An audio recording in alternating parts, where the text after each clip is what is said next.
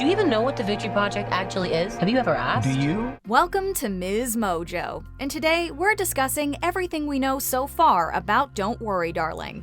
It is getting racy. I don't know if you can watch either with your parents. What? Oh, no! For this list, we'll be looking at the most notable details released so far about this upcoming movie. Are you looking forward to watching Don't Worry, Darling? Let us know in the comments. This psychological thriller is about Alice and Jack, a picture-perfect couple living in an idyllic community during the 1950s. Jack's enigmatic employers created and paid for their seemingly perfect lifestyle, leaving Alice to wonder what's behind their mysterious suburbia. The one thing they ask of us is to stay here, where it's safe. But unveiling that curtain sheds light on a life-altering reality. Based on a speculative script by Carrie Van Dyke and Shane Van Dyke, the original story earned a place on the 2019 blacklist for most liked but not yet produced screenplays. Katie Silberman was then brought on board to write a screenplay fit for the silver screen. We're all here because we believe in the mission. What are we doing? Changing the world. Harry Styles and Florence Pugh play the central couple, and if you've watched the trailer, it's fair to say that their chemistry's pretty steamy. You'll know Pugh from a plethora of roles. Me? Yes! Why? You won! What does that mean? She made her professional acting debut in the 2014 drama The Falling, quickly garnering the attention of critics and audiences alike.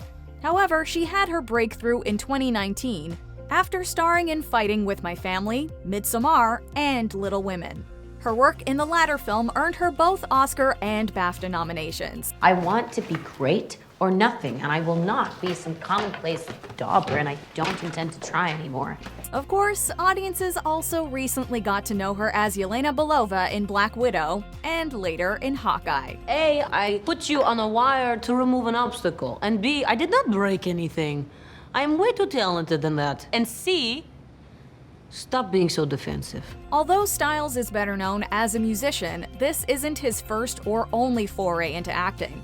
In 2017, he made his film debut as Alex in Christopher Nolan's war flick Dunkirk. Well done, lads. Well done.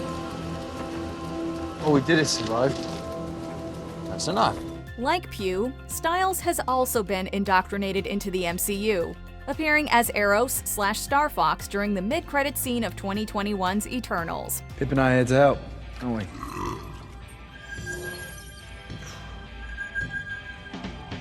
Your friends are in big trouble. And we know where to find them. He'll also be taking on the leading role in the upcoming romantic drama My Policeman. So far, Styles' acting performances have generally been well received, so we look forward to seeing how he fares in the thriller genre. He told British radio station Capital FM that this is a movie audiences can't watch with their parents. So, you've been warned. Yeah, but I mean, yeah, I'd never done that before on camera, at least, I don't think. So. You may remember that Shia LaBeouf was initially set to play Jack, but he exited the role, having reportedly been fired after clashing with the cast and crew. They sound tough. They sound hard work, actually. And the no assholes policy, it's really, I think, puts everybody on the same level. Despite the supposed drama, Olivia Wilde was thrilled when Styles came on board. She loved his fashion sense and had initially considered him for the part after seeing his performance in Dunkirk. However, his tour schedule conflicted with shooting. Hey, calm down. What goes out comes back in again, right? Yeah, but how long? But with LaBeouf's departure and the pandemic causing events to be cancelled, the stars aligned and he was able to become Jack. I feel very grateful to have been able to explore acting. Something I did when I was a kid and stuff at school, and I always really loved it. Also joining the cast is Chris Pine. His incredibly varied career has included a range of films, from Star Trek and Wonder Woman to Into the Woods and The Princess Diaries 2 Royal Engagement. Rapunzel, Rapunzel, with hair so fine, come out your window, climb down the vine. The feat you ask, dear sir, isn't easy, and I won't respond to that line. It's far too cheesy. He plays Frank, a charismatic CEO and head of the elusive Victory Project. And you'll see Gemma Chan, who you'll know from films like Crazy Rich Asians, Captain Marvel, and Eternals. What do you do now? Not sure. This planet's my home, but I can't pretend to be human anymore. Specific details about her character Shelley are still unknown, though she may be linked to Frank. Plus, Kiki Lane, best known for If Beale Street Could Talk, Native Son, and Coming to America, will bring the character of Margaret to life. I have been preparing my whole life to be standing where you are in this moment. She took over the role after Dakota Johnson dropped out due to scheduling conflicts. We also don't know much about the character Bill, except for the fact that he's played by actor, comedian, and Big Mouth co-creator Nick Kroll. I was just, spitballing with Flo and H-Bomb, and and so we and Olivia, and we were all just sort of chatting about it, and I came up with an idea that I liked. Olivia Wilde is also set to feature as Mary, although details about the character are currently unknown. Boys and their toys. At least we know they're getting work done. Apparently, she originally envisioned herself in the leading role until she watched Pugh's performance in Midsommar. However, Wilde plays a significant role behind the scenes as the film's director. I so far feel like I have prevailed over the inevitable kind of insecurity and anxiety that comes from taking risks that you care about. Speaking at CinemaCon, she explained that her influences for this flick came from movies like Inception, The Matrix, and The Truman Show. Meanwhile, she told Vogue that its aesthetic is inspired by films that are, quote, really sexy in a grown-up way. These include Poolside Gossip, Fatal Attraction, and Indecent Proposal.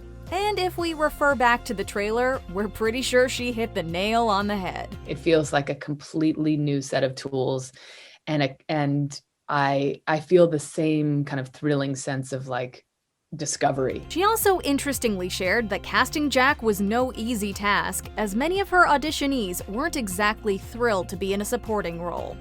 Wilde attributed this attitude to the way men are conditioned by society to think, quote, if I don't take up enough space, I won't seem valuable.